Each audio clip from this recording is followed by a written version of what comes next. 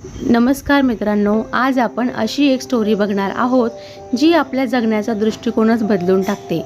बस निघणारच होती, तेवढ्यात एक ओळखीचा चेहरा असा समोर आला। संपूर्ण बस भरली होती, बसायला जागाच नव्हती। आयुष्य पण असे आहे ना, केव्हा केव्हा अशा गोष्टी घडून आणतं की आपल्याला त्या माहीतच नसतात। संपूर्ण बस भरली होती म्हणून पाठीमागची सीट मोकळी होती, म्हणून ती त्या जागेवर जाऊन बसते। थोड्या वेळाने समोरून ओळखीची अशी एक व्यक्ती आली आणि येऊन शेजारी गप्पच बसली। ती व्यक्ती दुसरी कोणी नव्हती, तिच्या लग्ना अगोदरचा प्रियकर होता। पण त्याने तिला ओळखलंच नव्हतं, कारण तिचं लग्न झाल्यामुळे ती साडीमध्ये होती। तो खिशातून चष्मा काढतो आणि मोबाईल बघत असतो। ती त्याच्याकडे बघतच असते। अजूनसुद्धा तो तसाच होता, पहिल्यासारखाच। त्याला चष्मा लागला होता, पण त्याचे केस एक सुद्धा पिकलेले नव्हते। थोडीशी मोठी झाली आहे म्हणून त्याने मला ओळखलं नसेल असं तिला वाटतं। ती खूप उदास होते। तिला वाईट वाटतं की ज्याच्यावर आपण एवढं मनापासून प्रेम केलं, आत्तापर्यंत ज्याला विसरूही शकले नाही, ज्याच्या आठवणीने आजही माझे डोळे भरून येतात, पण त्याने मला ओळखलंच नाही। मान्य आहे की त्याचेही लग्न झालं आहे आणि माझेही लग्न झाले आहे, म्हणून कोणी असं लगेच कुणाला विसरून जातं का? त्याला माझी आठवण येत नसेल का, असे अनेक प्रश्न तिच्या मनात येतात। बराच वेळ झाला तरी त्याचं लक्ष तिच्याकडे जातच नाही।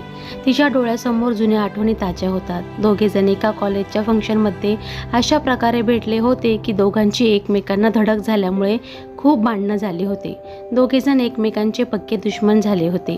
जेव्हा जेव्हा कॉलेजमध्ये फंक्शन असायचे तेव्हा तर आणखी जास्तच भांडण व्हायचं।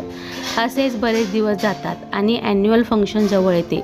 दोघे पण डान्समध्ये भाग घेतात। तिला त्याला काहीही करून डान्समध्ये हरवायचं असतं, म्हणून जोराची प्रॅक्टिस तिची चालू असते। तर दुसरीकडे त्याला तिचे सर्वांसमोर हसं करायचं असते, म्हणून तो तिला डान्स करताना स्टेजवर पाय घसरून पाडण्याची तयारी करतो। सरते शेवटी ॲन्युअल फंक्शनचा दिवस येतो।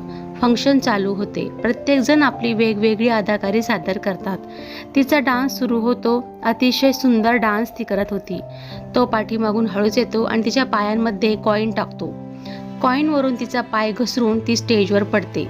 सगळेजण तिला हसू लागतात। तिला खूप वाईट वाटते आणि ती रडत रडत रागाने तेथून निघून जाते। पण त्याला खूप मज्जा येते। 2-3 दिवस होतात, पण ती कॉलेजला येतच नाही।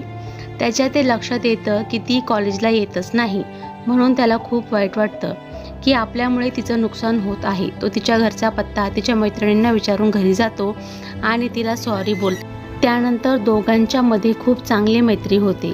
दोघे मिळून कॉलेजमध्ये धमाल करायचे। दोघांना समजतच नाही की केव्हा ते एकमेकांच्या प्रेमात पडले। दोघांचे एकमेकांवर खूप प्रेम होते।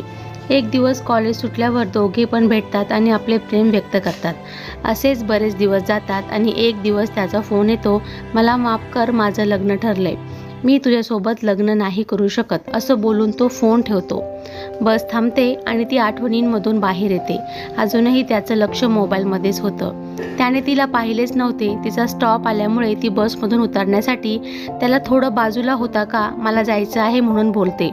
ओळखीचा आवाज कानावर पडताच तो तिच्याकडे बघतो, तर काय, तो तिला लगेच ओळखतो। तेवढ्यात ती बसमधून उतरते।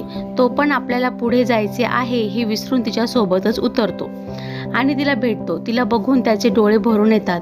विचारतो, कशी आहेस? ती बोलते, कुठे होतास इतकी वर्ष?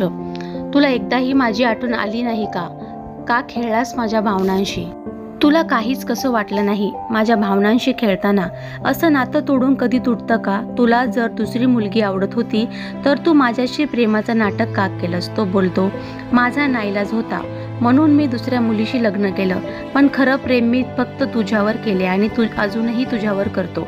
ती बोलते, नाईलाज म्हणजे काय झालं होतं? तो बोलतो, माझा नाईलाज होता।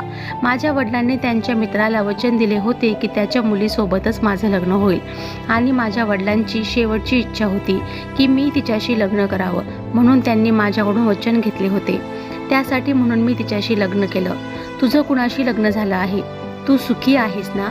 ती बोलते, तुझ्या फोननंतर तू कधी परत भेटलास नाहीस। तुझी खूप वाट पाहिली। माझं शिक्षण पूर्ण झाल्यानंतर आई वडिलांनी माझंसुद्धा लग्न करून दिलं। दोघांच्या मध्ये बराच वेळ खूप गप्पा चालतात। त्याच्या हातात अजूनही तिने दिलेलं तांब्याचं कडं हातातच होतं। तो बोलतो, दररोज हे कडं मला तुझी आठवण करून देतं। ती बोलते, तुला माझी एवढीच आठवण येते तर तू मला भेटला का नाहीस?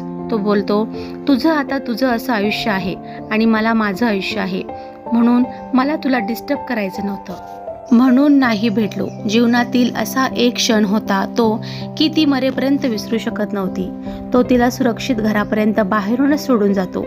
परत त्या दोघांच्या मध्ये कधीच बोलणं होत नाही, कारण त्या दोघांनी एकमेकांचा नंबर घेतला नव्हता. आजही तिला त्याची आठवण येते. त्याच्या आठवणीने तिचे आजही डोळे भरून येतात. मित्रांनो, कशी वाटते तुम्हाला आजची ही कहाणी? आवडली असेल तर कमेंट करायला विसरू नका.